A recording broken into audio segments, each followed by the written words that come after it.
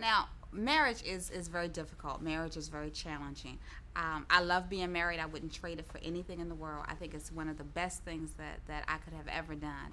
However, marriage is hard, and people lie. If you say marriage is not difficult, then you lie, and the truth is not in you. It will be good for those servant whose master finds them watching when he comes. It will be good for those servant whose master finds them ready, even if he comes in the second or third watch of the night. But understand this, if the owner of the house had known at what hour the thief was coming, he would not let his house be broken into. You also must be ready, because the Son of Man will come at an hour when you do not expect him. Welcome to the Third Watch broadcast.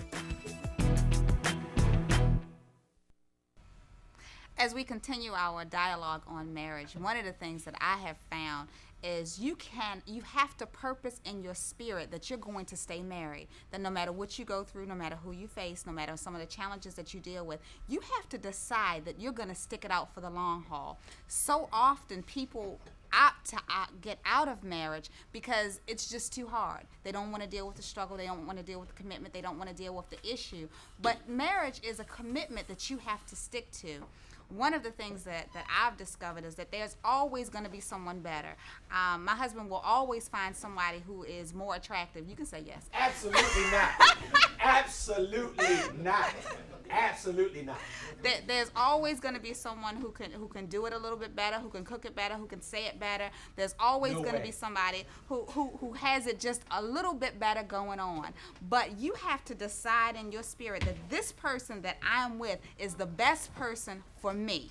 Not what everybody else has going on, but this person is the best person to bring the best out of me, to bring that which God has created me to be, to bring all of that into fruition. And so I need you all to tell us exactly what Sunday was your anniversary. Tell us how it is for you in marriage, what it is that you've gleaned from your 14 years together, how you've made it this far, some of the challenges that you've had to face, and how you've made it through those challenges.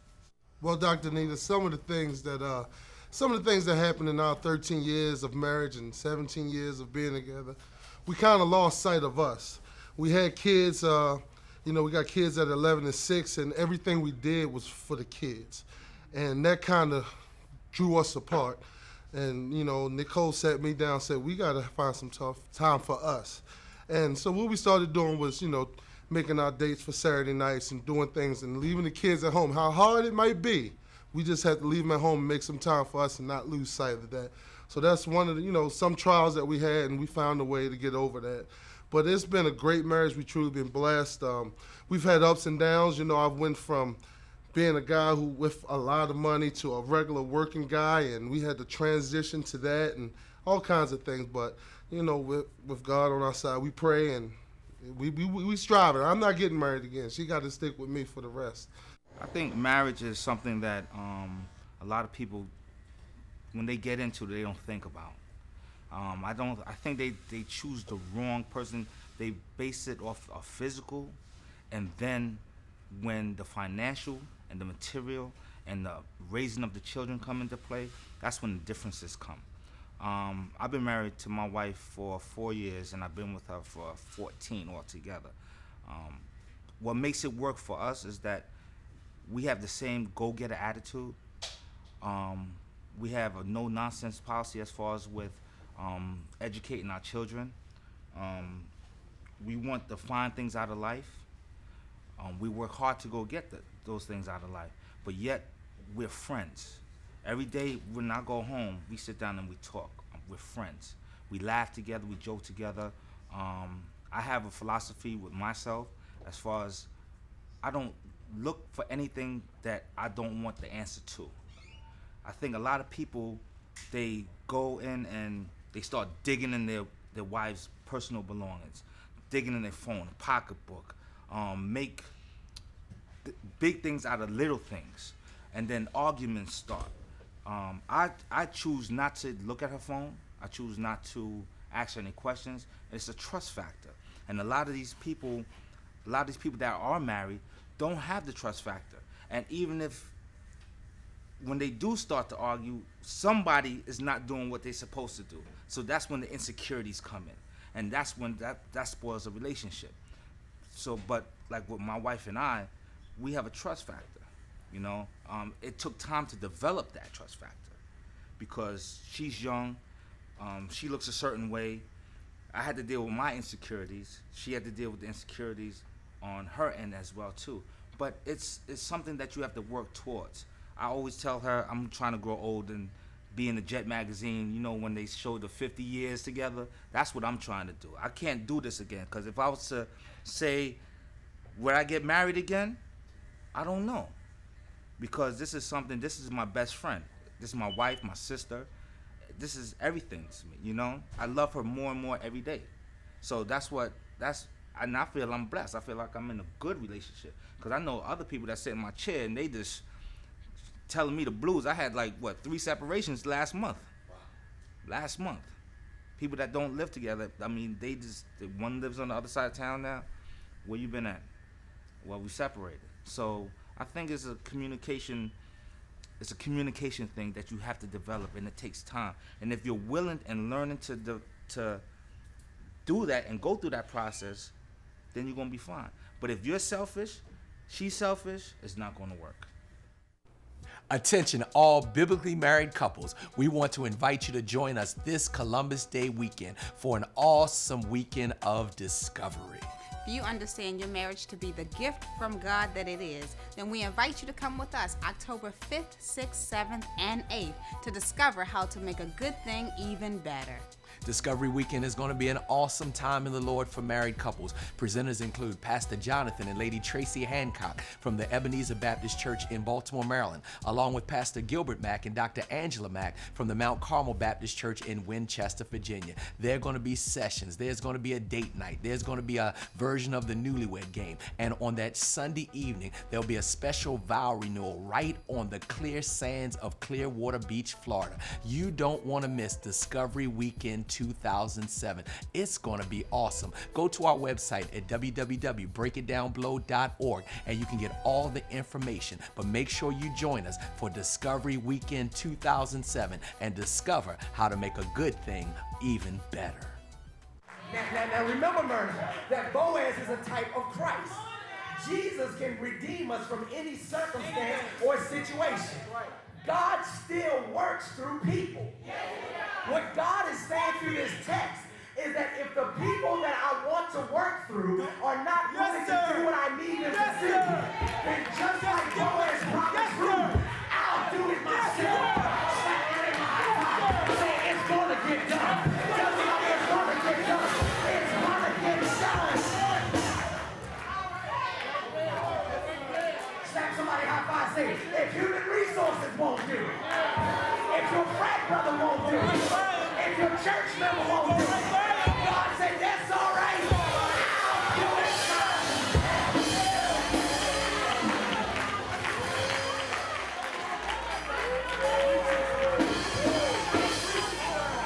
So tell your neighbor, relax.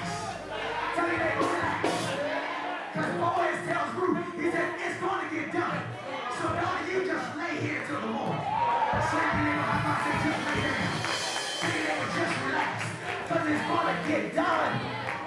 Yes, it is. Sometimes, beloved, Adam, you just got to lay there. Tell your neighbor, just lay there. And Lord, I'm going to lay here at your feet until you do what I know you can do. In fact, Lord, I know that I can't nobody do me like Jesus, and can't nobody do me like the Lord. So tell your neighbor, I'm just going to lay here. I'm going to stop worrying. I'm going to stop paging. I'm going to stop calling. I'm going to stop walking the floor. But I'm just going to relax. Because God is in charge. Now notice this. Ruth is still dressed in her Sunday best. She's still perfumed. She's still dressed to the nines. But even though she's dressed up, she doesn't mind laying down. Oh, somebody missed that. Slap your neighbor high five. Say, your problem is you're too cute to lay down in God's presence. Tell your neighbor, are you ready to dress up? Just to lay down. Hi, I'm Dr. David Blow. And I'm Dr. Danita Blow. And we want to invite you to join us as we bring Sunday morning to Saturday night. The Bible declares, forsake not the assembly of yourselves together. It does not say get on the internet to have church. It does not say do bedside Baptist. But the Bible declares that we have to come together in corporate fellowship and unity to worship the Lord our God. So if your work schedule, if your life schedule, if whatever schedule has been preventing you from making it to Sunday morning service, God has sent your answer, because we're bringing Sunday morning service to Saturday night. Saturday night convenience, Sunday morning style. Join us each and every Saturday night at the First Abyssinia Baptist Church, located at 2500 Aruna Avenue in Baltimore, Maryland, as we bring Sunday morning to Saturday night. See you this Saturday night, 6:30 p.m.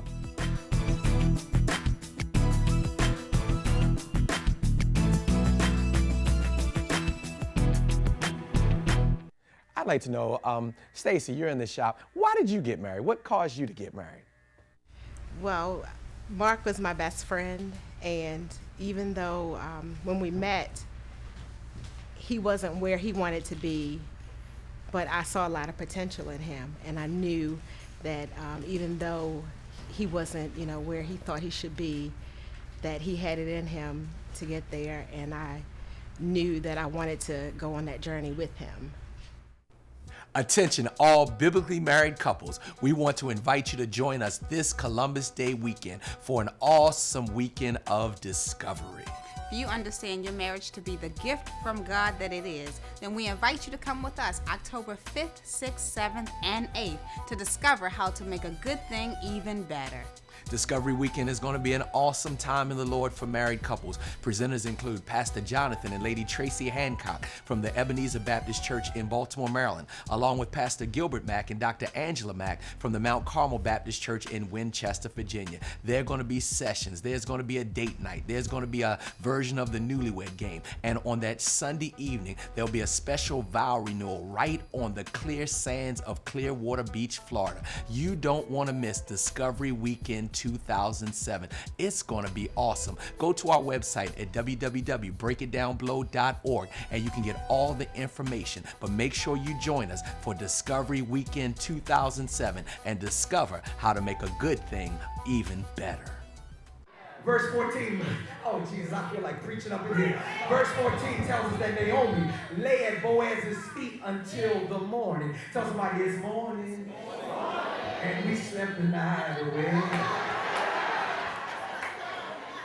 Tells us that Naomi lay at Boaz's feet until morning, but got up before anyone could recognize her. He said, do not let it be known that a woman came to the threshing floor. Slap neighbor high five, say, wow. In other words, beloved, Murdy, you know this to be true. You can't let everybody know how much time you spend on the threshing floor. You can't let everybody know how much time you spend at his feet.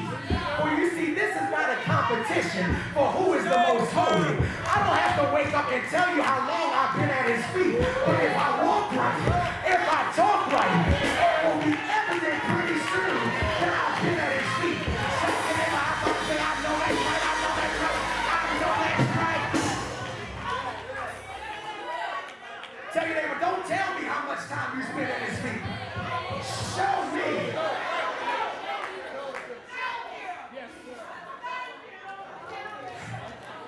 Well, look at this. Tell somebody, here's the humdinger. Minister Jones, in verse 15 of chapter 3, he also said, bring me the shawl you are wearing and hold it out. When she did so, he poured into it 6 measures of barley and put it on her. Then he went back to town. Boaz tells Ruth to bring God the shawl that she is wearing and hold it out. And when Ruth brings the shawl to Boaz, Boaz begins to pour. Now notice that Boaz has not yet redeemed Ruth's situation, but he's already pouring into her life. Oh, somebody doesn't understand what I'm talking about. Hi, I'm Dr. David Blow. And I'm Dr. Danita Blow.